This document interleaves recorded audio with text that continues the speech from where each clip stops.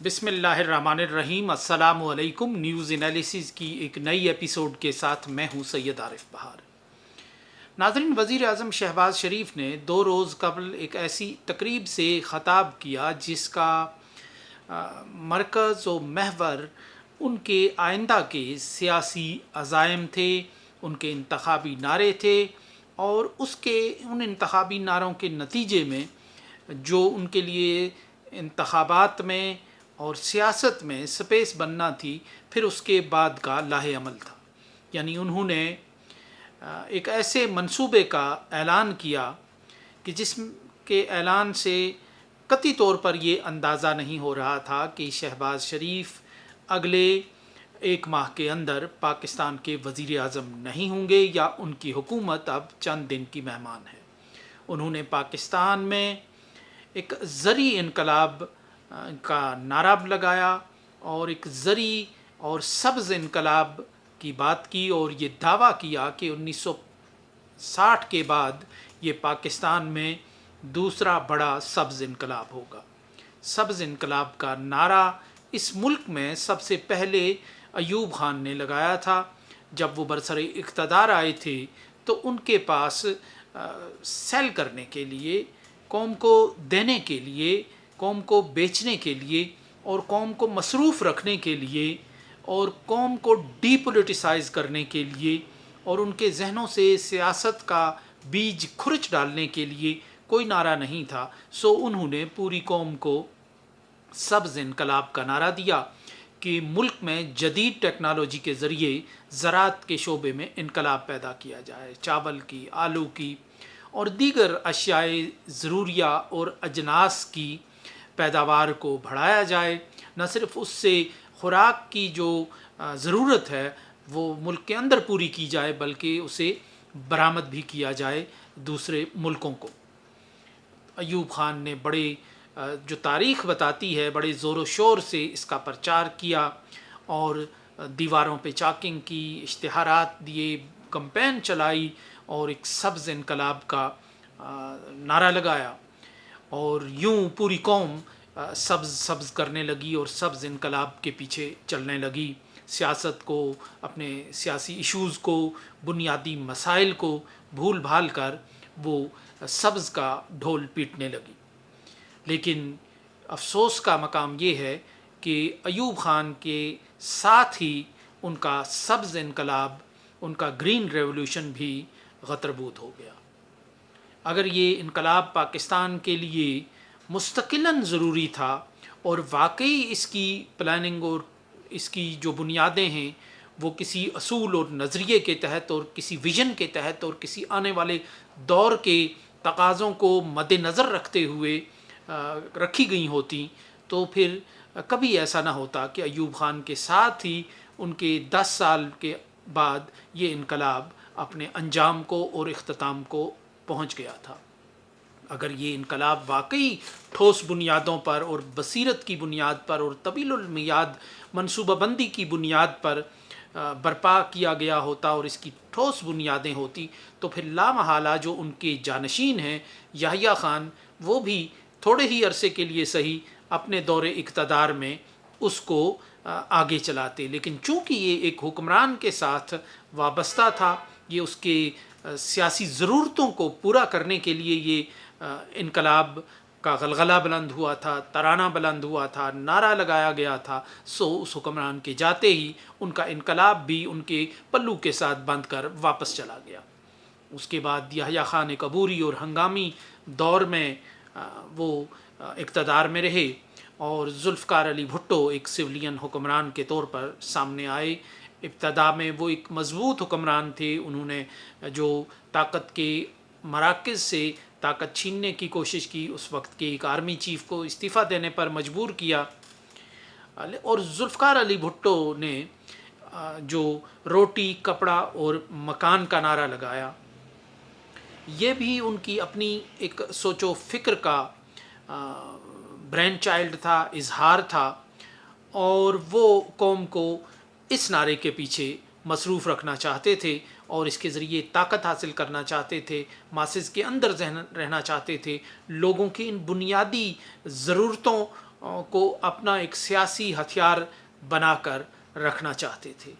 سو ذوالفقار علی بھٹو رخصت ہوئے تو اس کے ساتھ ہی ان کا روٹی کپڑا اور مکان کا نعرہ بھی ان کے ساتھ ہی چلا گیا. پھر جنرل ضیاء الحق آئے. جنرل ضیاء الحق کے پاس کچھ بھی نہیں تھا بیچنے کے لیے. وہ ایک پاپولر سولین حکمران کو برطرف کر کے اقتدار میں آئے تھے. پھر انہیں پھانسی دی گئی تھی. عوام کے جذبات بھڑکے ہوئے تھے اور ان کے پاس بیچنے کو کوئی سودا نہیں تھا. سو انہوں نے اسلامائزیشن کا نعرہ لگایا اور انہوں نے کہا کہ بھٹو تو ایک فاشسٹ تھا, وہ ایک سوشلسٹ تھا, وہ اس ملک کو اباجیت کی طرف لے جانا چاہتا تھا, وہ اس ملک کو فحاشی اور عریانی کی طرف لے جانا چاہتا تھا, وہ اس ملک کو لبرل بنانا چاہتا تھا, وہ اس ملک کی جو اقدار ہیں, اس کی ثقافت ہے, اس کو بدلنا چاہتا تھا. سو ہم نے اس کو اس کے رد میں, چونکہ جنرل ضیاء الحق کا انقلاب آیا ہے, اس لیے جنرل ضیاء الحق اس قوم کو واپس اپنے اصل راستے یعنی اسلامائزیشن کی طرف ڈالنے کی, اس راہ پر چلانے کی کوشش کریں گے. لیکن جنرل ضیاء الحق کے دور میں ہر وہ کام ہوا کہ جو اسلام سے لگا نہیں کھاتا تھا, اسلام سے قریب نہیں تھا. ثابت یہ ہو رہا تھا کہ وہ اپنے دور اقتدار کو اچھے انداز سے انجوائے کرنے کے لیے اور ملک میں ایک قبرستان جیسی خاموشی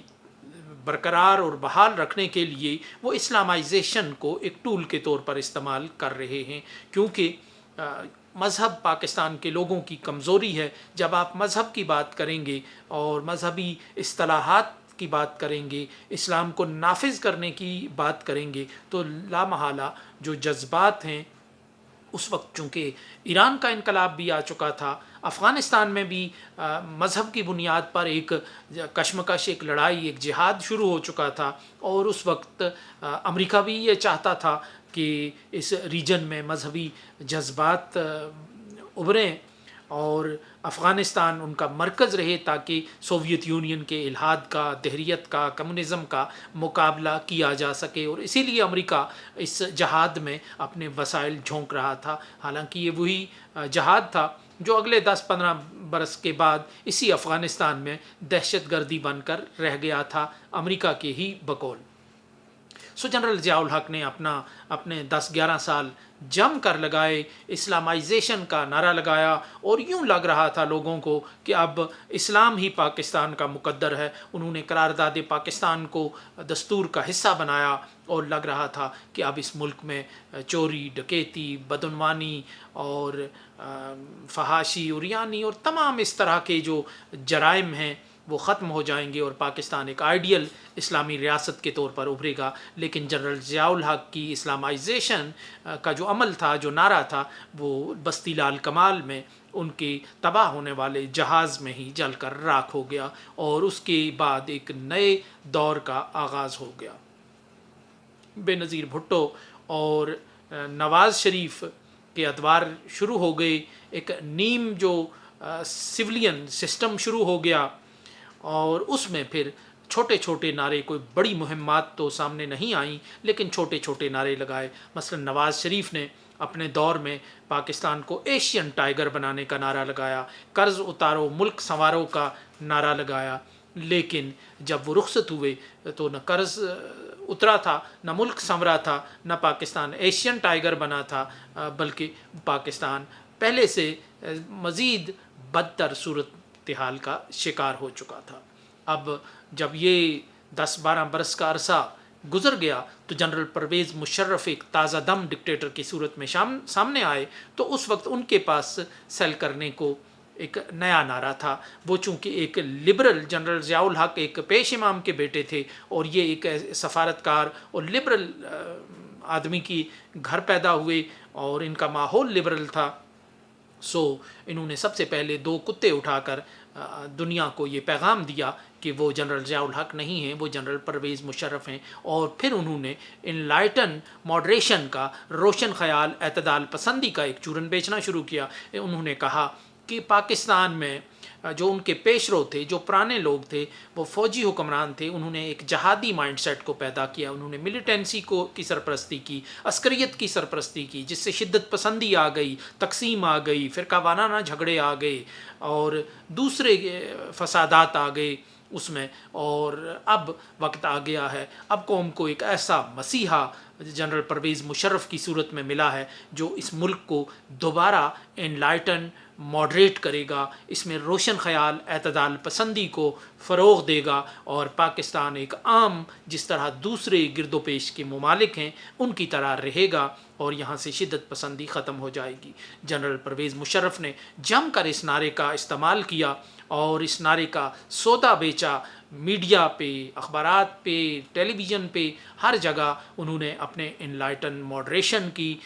روشن خیال اعتدال پسندی کی تبلیغ کی، اور معاشرے سے شدت پسندی، عسکریت اور جہادی جذبات کو جڑ سے اکھاڑ کر امن کو، محبت کو، پیار کو فروغ دینے کی ایک مہم چلائی۔ لیکن جنرل پرویز مشرف رخصت ہوئے تو پتہ چلا کہ ان کا برین چائلڈ بھی ان کے ساتھ آنسو بہاتا ہوا ایوان صدر سے رخصت ہو کر چلا گیا۔ پھر اس کے بعد کبھی ہم نے یہ نہیں سنا کہ روشن خیال اعتدال پسندی بھی کسی چیز کا نام تھا، وہ بھی کوئی اصطلاح پاکستان میں تھی، جس طرح ایوب خان کے زرعی انقلاب، سبز انقلاب کی اصطلاح تاریخ میں کے دھندلکوں میں گم ہو کر رہ گئی تھی، اسی طرح جنرل پرویز مشرف کی روشن خیال اعتدال پسندی کا بھی پھر پتہ نہیں چلا یہ کہاں سے آئی تھی، کدھر چلی گئی، اور اگر یہ قوم کے لیے اتنی ضروری تھی تو پھر جنرل مشرف کے جاتے ہی اس کا خاتمہ کیوں ہوا۔ اب یہی وہ تسلسل ہے جس میں شہباز شریف اپنے اگلے عزائم کے لیے،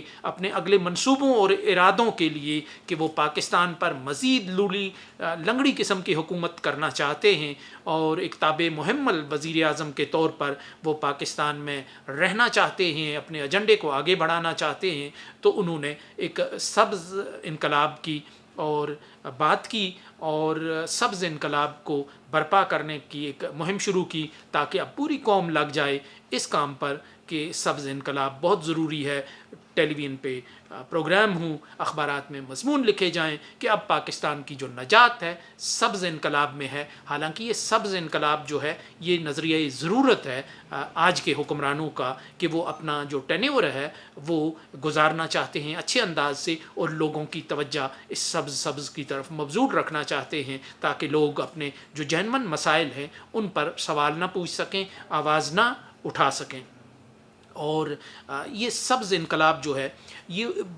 برپا کرنے کی بات جب شہباز شریف کر رہے ہیں تو اس ملک میں ٹیمبر مافیا جو ہے وہ جنگلات کو بری طرح بے دردی کے ساتھ ختم کر چکی ہے، وہ زرعی زمینوں کو ہاؤسنگ سوسائٹیز میں بدل کر تباہ کر چکی ہے، اور وہ جو فوڈ سیکیورٹی کے نام پر اب وہ قوم کا مزید وقت ضائع کرنا چاہتی ہے کہ شہباز شریف کا جو دور اقتدار ہے، آنے والا دور ہے، ان کے پاس ایک تو کوئی نعرہ رہے انتخابی، اور پھر ان کا جو آنے والا دور ہے اس میں